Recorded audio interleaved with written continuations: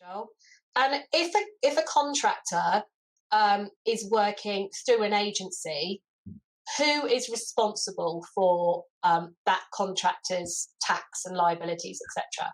This is the most asked question. Funny that. Especially at recruitment agencies, they all want to know. When I go to see recruitment agencies, they all want to know: is it us or is it the client?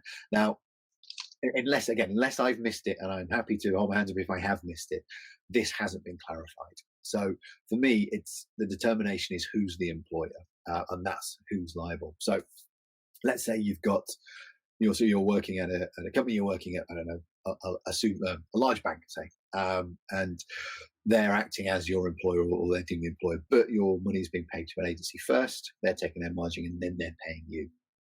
So I think, first of all, it's the responsibility of everybody in that pay chain to make sure that the person is inside or outside IR35. I don't think you can wash your hands of it and go, well, we're an agency, we don't deal with it. Or the end client can go, well, we're using an agency, so we don't have to deal with it.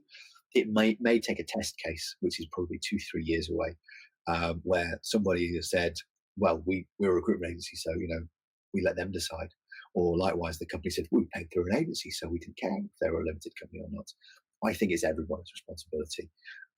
It's the agency and the client. Only the client can make the determination, because they're the ones who are, they have the worker on site and they're the ones setting the worker tasks. Only they can say whether that worker is their employee or not. So ultimately, it's down to them. But I think if you're a recruitment agency and you're paying the wages, then you absolutely have to be involved in that process and make sure that you're also covered by working together with the client to both determine the status. So it's a vague answer. I'm sorry on that, but I mean, again, unless I've missed some really fine details in the review, that I would say that is yet to be clarified until there's a test